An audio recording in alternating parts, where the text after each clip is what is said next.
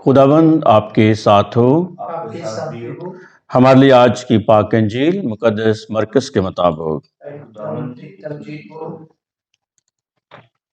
फिर यीशु और उसके शागिर्द कैसरिया फिलिप्पी के गांव में चले गए और राह में उसने अपने शागिर्दों से सवाल किया और उनसे कहा कि लोग मुझे क्या कहते हैं।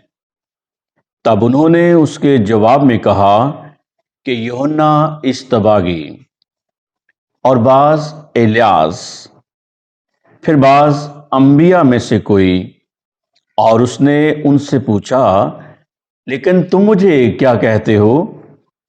और पतरस ने जवाब में उनसे कहा कि तू अल मसीह है। तब उसने उन्हें ताकीद की कि मेरी बाबत किसी से ये न कहना। फिर वो उन्हें समझाने लगा कि जरूर है कि इब्ने इंसान बहुत दुख उठाए, बुजुर्गों और सरदार काहिनों और फकीरों से रद्द किया जाए और कत्ल किया जाए और 3 दिन के बाद जी उठे। और उसने ये बात साफ साफ कही। इस पर पतरस उसे अलग ले जाकर एतराज करने लगा, मगर उसने फिर कर कहा और शागिर्दों पर निगाह करके पतरस को झिड़का और कहा, ऐ शैतान, मेरे सामने से दूर हो जा, क्योंकि तू खुदा की बातों का नहीं बल्कि आदमियों की बातों का ख्याल रखता है। तब उसने हजूम को अपने शागिर्दों समेत पास बुलाकर उनसे कहा, अगर कोई आदमी मेरे पीछे आना चाहे तो वो खुद इनकारी करे और अपनी सलीब उठाए और मेरे पीछे हो ले। क्योंकि जो कोई अपनी जान बचाना चाहे वो उसे खोएगा, और जो कोई मेरी और अंजील की खातिर अपनी जान खोएगा वो उसे बचाएगा। क्योंकि आदमी को क्या फायदा होगा अगर सारी दुनिया हासिल करे और अपनी जान का नुकसान उठाए। पाक अंजील के वसीले से हम सबके गुनाह मुआफ किए जाएं। मसीह तेरी सताइश हो। गुड मॉर्निंग प्यारे भाइयों और बहनों। आज हम साल के दौरान में 24वां अतवार मना रहे हैं। देखते हैं कि आज की पाक अंजील 3 हिस्सों पर मुश्तमिल है। पहले हिस्से में खुदावंद अपने शागिर्दों से सवाल पूछते हैं कि लोग मुझे क्या कहते हैं।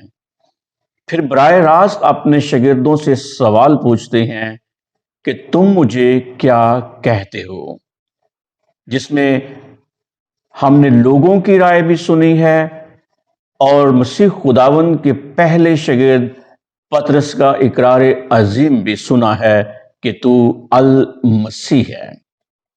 प्यारे भाइयों और बहनों, लोग मुझे क्या कहते हैं और तुम मुझे क्या कहते हो, ये इल्मुल मसीह का आगाज है। मसीह को गहरे तौर पर जानने का एक मख्फी राज है कि दर हकीकत मसीह खुदावंद हमारी जिंदगी में क्या माने रखते हैं। इक्तबास के दूसरे हिस्से में खुदावंद पहली बार अपनी अज़ियत की पेशनगोई करते हैं, और इक्तबास के तीसरे और आखिरी हिस्से में खुदावंद ने हजूम को शागिर्दों समेत अपने पास बुलाकर उन्हें अपनी पैरवी करने की कीमत बताई। प्यारे भाइयों और बहनों, इस बाब के आखिरी 2 पहरे हमें शागिर्दों की तरबियत, उनकी ट्रेनिंग और उनकी फॉर्मेशन के नुक्ता आरूज तक ले आते हैं। यीशु उनको बताना चाहता था कि मुझे कौन सा रास्ता दरपेश है। मसीह खुदावन उन्हें दावत देता था कि तनदही के साथ मेरी पैरवी करो। इस मकसद के लिए जरूरी था कि पहले शागिर्द गहरे तौर पर खुदावंद को जान लें कि दर हकीकत यीशु कौन है। ज़ेरे नज़र सवाल हमें शागिर्दियत के मरकज तक पहुंचा देता है। یسوع اور اس کے شاگرد کچھ تنہائی اور سکون چاہتے تھے۔ اس مقصد کے لیے ہم نے دیکھا ہے کہ وہ انتہائی شمالی علاقے کی طرف روانہ ہوئے۔ کیسریا فلپی کو جاتے ہوئے اس نے خاص موضوع پر بات چیت شروع کی کہ لوگ مجھے کیا کہتے ہیں۔ عام طور پر ہم دیکھتے ہیں کہ لوگ اسے ایک بڑا آدمی سمجھتے تھے، ایک عظیم شخص مانتے تھے۔ بعض اسے یوحنا اصطباغی کہتے تھے، بعض اسے الیاس نبی کہتے تھے، بعض ارمیا کہتے تھے، اور بعض انبیاء میں سے کوئی ایک ان کے برابر مانتے تھے۔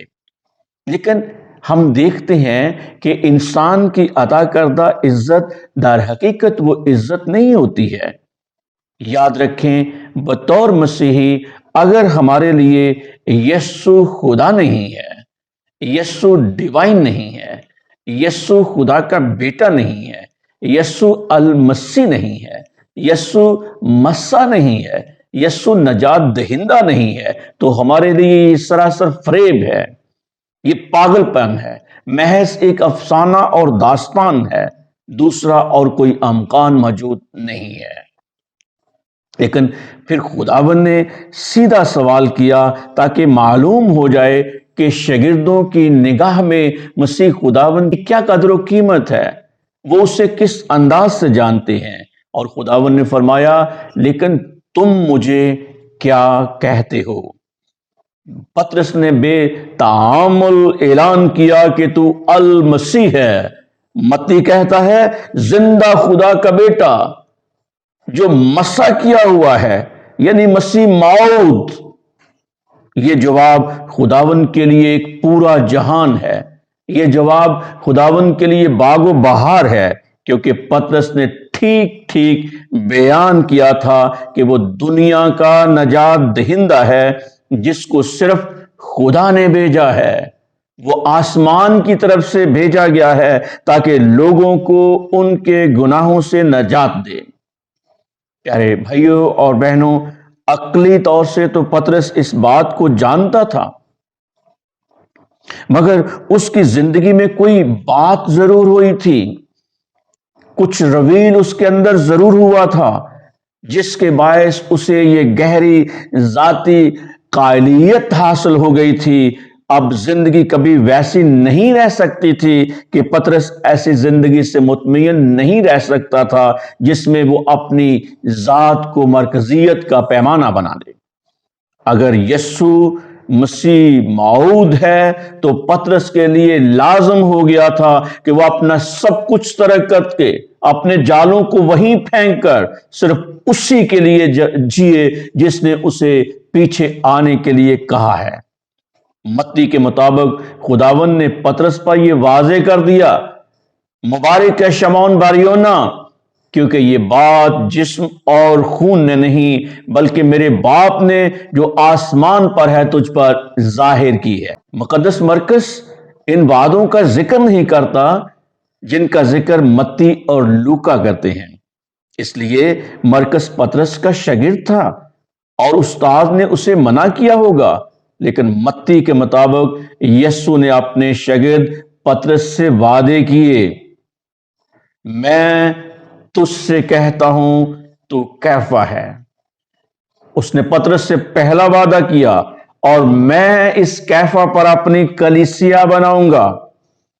پھر اس سے وعدہ کیا، عالم اسفل کے دروازے تجھ پر غالب نہ آئیں گے۔ پھر وعدہ فرمایا، اور میں آسمان کی بادشاہی کی کنجیاں تجھے دوں گا۔ پھر کہا، اور جو کچھ تو زمین پر باندھے گا وہ آسمان پر بندھا رہے گا، اور جو کچھ تو زمین پر کھولے گا وہ آسمان پر کھلا رہے گا۔ پیارے بھائیوں اور بہنوں، پطرس کا عظیم اقرار سننے کے بعد خداوند کے لیے ایک نیا پلیٹ فارم تیار ہو گیا تھا، ایک نیا چیپٹر مسیح خداوند کے لیے کھل گیا تھا کہ جس میں وہ صاف اور واضح طور پر آنے والے وقت کے بارے میں اپنے شاگردوں سے بات چیت کر سکے، پیشنگوئی کر سکے۔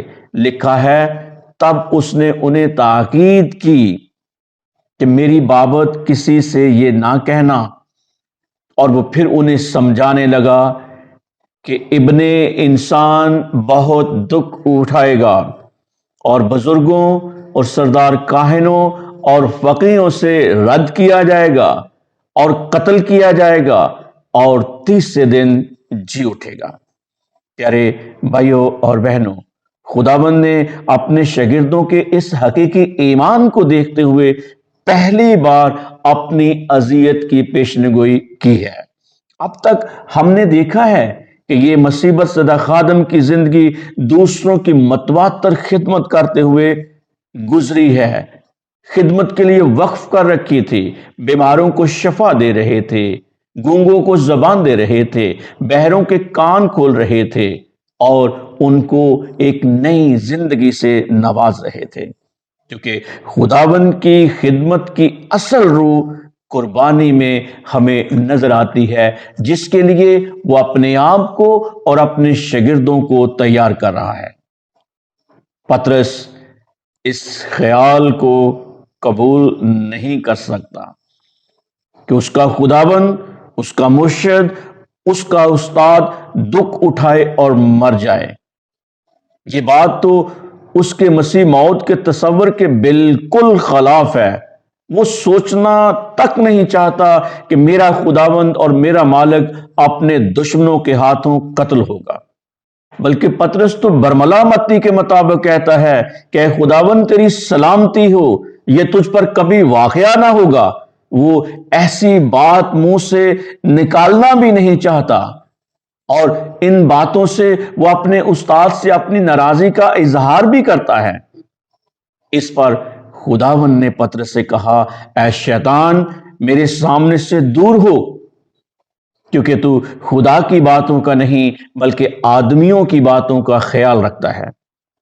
یہ مت سمجھیں کہ یسوع پطرس پر شیطان ہونے کا الزام لگا رہا تھا، یا یہ کہ شیطان اس کے اندر سکونت کرتا تھا، بلکہ اس کا مطلب یہ تھا کہ تو ایسی باتیں کر رہا ہے جیسے کہ شیطان اگر جہاں ہوتا تو وہ کرتا۔ فرما برداری کرنے سے وہ ہمیں ہمیشہ روکتا ہے۔ شیطان ہمیں بے حوصلہ کرتا ہے، وہ ہمیں آزمائش میں ڈالتا ہے، تخت حاصل کرنے کے لیے آسان راستہ اختیار کرواتا ہے ہم سے۔ پطرس کے الفاظ کا سرچشمہ شیطان تھا، اور اسی بات پر خداوند کو پطرس پر غصہ آیا۔ پیارے بھائی اور بہنوں، ہم زندگی میں دیکھتے ہیں کون سی بات تھی جس نے خداوند کو اتنا غصہ دلایا؟ یہاں بھی وہی پھندا تھا جو ہم سب کی راہ میں ہوتا ہے، یعنی اپنی جان بچانے کی خواہش، صلیب کی نسبت آسان راستے کو ترجیح دینا۔ کیا یہ بات درست نہیں کہ ہم آزمائش اور رد کیے جانے سے بچنا فطرتاً پسند کرتے ہیں؟ ہم ان دکھوں سے کترانا چاہتے ہیں جو خدا کی مرضی کو پورا کرنے میں آتے ہیں، جبکہ دنیا جس میں ہم رہتے ہیں اس میں ان کا آنا ضرور ہے۔ ہم زمین پر باعزت اور پرسکون راستے کو ترجیح دیتے ہیں، مختصراً یہ کہ دونوں جہانوں میں بہترین چیزوں کو حاصل کرنا چاہتے ہیں۔ اس پھندے میں پھنس جانا کس قدر آسان ہے، جس کو پطرس نہ سمجھ سکا کہ مسیح موعود کو دکھ کے سارے راستے کو طے کرنا اس کے لیے ضروری تھا۔ اگر ہم وہاں ہوتے تو شاید اس سے بھی بری بات کہہ دیتے یا سوچتے۔ پطرس کی تلقین انسانی ہمدردی پر مبنی تھی۔ وہ اپنے استاد سے دلی لگاؤ رکھتا تھا، محبت کرتا تھا، لیکن اسے خبر نہ تھی کہ میرے اندر دنیا کی بے لگام روح بھی موجود ہے۔ غور کریں کہ پہلے یسوع نے مڑ کر اپنے شاگردوں پر نگاہ کی اور اس کے بعد پطرس کی ملامت کی۔ گویا کہہ رہا تھا کہ اگر میں صلیب پر نہ چڑھوں تو یہ میرے شاگرد جو میرے ساتھ ہیں یہ کیسے بچ پائیں گے؟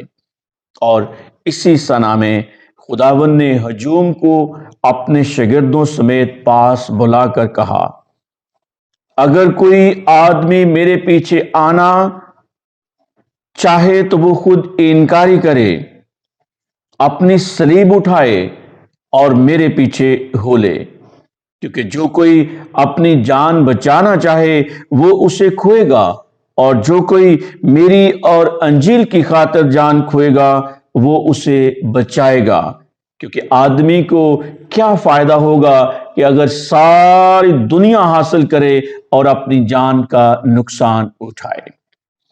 چاہتے تو خود غرضی کی ہر خواہش سے انکار کرو، وہ راستہ اختیار کرو جس میں ملامت، دکھ اور موت ہے، اور میرے پیچھے ہو لو، تمہیں ذاتی آرام اور آسائش، معاشرتی خوشیاں، دنیاوی رشتے، بڑی بڑی تمنائیں، مال و دولت، بلکہ اپنی جان کو بھی ترک کرنا ہوگا۔ اس قسم کے الفاظ سوچنے پر مجبور کرتے ہیں کہ ہمارے لیے شان و شوکت کی زندگی اختیار کرنا کہاں تک جائز ہے۔ ہم اپنے دل کی مادہ پرستی، خود غرضی اور صد مہری کو کس طرح جائز قرار دے سکتے ہیں؟ اس کے الفاظ تو ہمیں خود انکاری، تابع فرمانی، دکھوں اور ایثار و قربانی کی زندگی کی طرف بلاتے ہیں۔ پیارے بھائیوں اور بہنوں، اپنی جان بچانے کی آزمائش تو انسان کے لیے ہر وقت موجود رہتی ہے کہ ہم آرام اور آسائش میں رہیں، مستقبل کے لیے انتظام کریں، اپنی پسند کے مطابق سب کچھ کریں اور ہر بات میں اپنی ذات کو مرکزیت حاصل رہے۔ یہی اپنی جان کھونے کا یقینی راستہ ہے۔ یسوع مسیح بلاتا ہے کہ ہم اپنی جان اس کی اور انجیل کی خاطر انڈیل دیں، اپنی جان، اپنی روح اور اپنا بدن اس کی نذر کر دیں۔ وہ چاہتا ہے کہ ہمارا مال و جان اس کی پاک خدمت میں خرچ ہو، اور ضرورت پڑے تو ہم دنیا کو ہلکا بگوش انجیل کرنے کے لیے اپنی جان بھی قربان کر دیں۔ جان کھونے کا یہی مطلب ہے، اور یہی جان بچانے کا یقینی راستہ ہے۔ خداوند مجھے اور آپ سب کو سمجھنے کی توفیق دے۔ آمین۔